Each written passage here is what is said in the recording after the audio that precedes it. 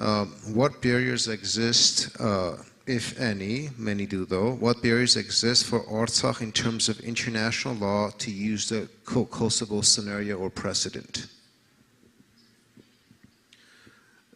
Well, I think that the largest barrier, and it's related at least to the points that we're discussing here today, are a couple of false narratives. And they're false narratives that have been promoted by Azerbaijan, and quite frankly, unassuming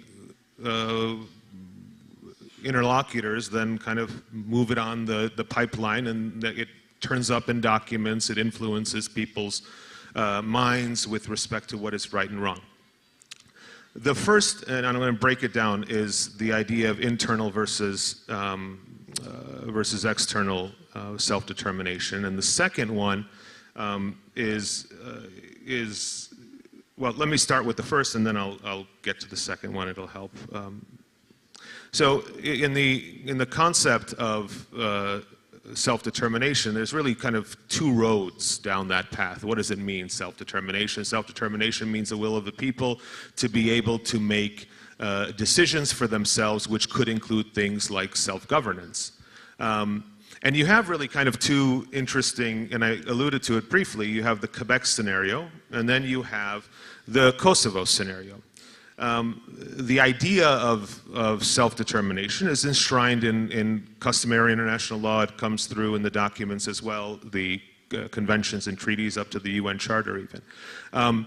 So internal self-determination means that the uniqueness of this group of people can be protected under a current regime, the current state. In other words, it could find home within the larger, greater state, and it will be fine. And I'm breaking it down without legal words so that it's completely understandable across the board. And that's what you have, let's say, in the Quebec situation. The Quebec situation is, those who don't know, Quebec is a French-speaking, French culturally related province in Canada, and in the 90s it brought a case for secession, and it went up all the way to the Supreme Court of Canada. And the Supreme Court of Canada said, okay, you have a right to self-determination, but you have a right to internal self-determination. In other words, you can have self-governance, you can have cultural protection, but you don't have the right to secede. And the reason for that was, at least the evidence presented to the court, were the issues of cultural uniqueness, language, history. And the court said, yeah, all those are important, and all those should be protected within the state. In the Kosovo example, we have something completely different.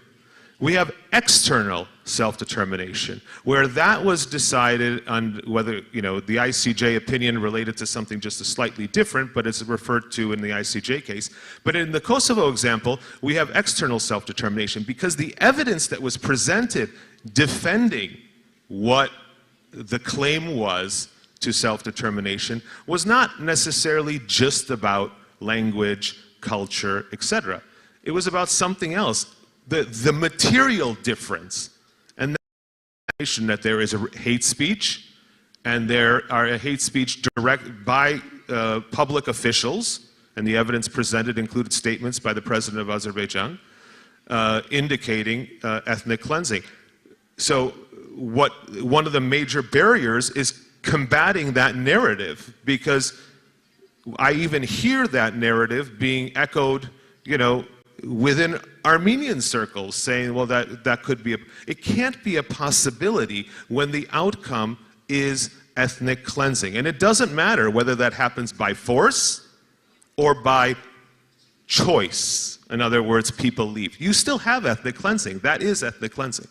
So that's one of the major narratives that need to be combated. The other very important narrative that needs to be combated is this thing about territorial integrity is just so important that nothing else matters. There are a number of legal philosophical reasons why that can't be the case, and I'm just going to really just quickly say the narrative that Azerbaijan has promoted is territorial integrity, and that's it. That's the most important principle in international law. Territorial integrity is a principle that governs nation states, recognized states with one another. It doesn't deal with the problem of self-determination. So in other words, territorial integrity doesn't dissolve the question of self-determination as a right. Because Azerbaijan seeks territorial integrity doesn't mean that it can do what it wants with people under its military control, any state. So that's where the self-determination argument is being lost in this war of words on Azerbaijan's territorial integrity. It was very prominent during the war, and it's continued today. And quite unfortunately, there were a number of scholars, including in Armenia, who even a decade earlier were arguing that if we allow this narrative to proceed in the international legal community, what we're going to have one day is a war of territorial integrity. And that's what we had. That's what that war was. And if we think about, obstacles, we have to kind of take a step back and say, what's realistic? The idea of, let's give it another try.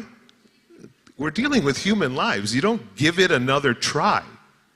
If we already have an example of ethnic cleansing, of hate crimes, and most significantly, of a pattern of conduct that is supported by the state of Azerbaijan, and that clearly indicates the direction it's looking to go. I mean, one of the most, and I'll close with this in terms of a response, one of the most kind of dramatic examples, in law you don't really get kind of smoking gun evidence, but when a state issues a stamp that has a guy in a hazmat suit, with exterminating the largest obstacle is really convincing the world that we are dealing with a situation that nobody else would tolerate the idea of putting Jews in a Nazi German regime. It would not be tolerable. And we have the evidence that shows what Baku's agenda is. It's not a secret. It's very proud of its agenda, quite frankly. And it's supported by Turkey as well. And if you put the two together, you have a massive PR campaign. And that's why I think that, in the quick answer to, one of the largest obstacles are fighting these narratives. And with these narratives out there, it only creates a situation where the actual legal principles can't come to the surface because there's too much noise. We've allowed this noise to take place. And so, and that's how I would answer that.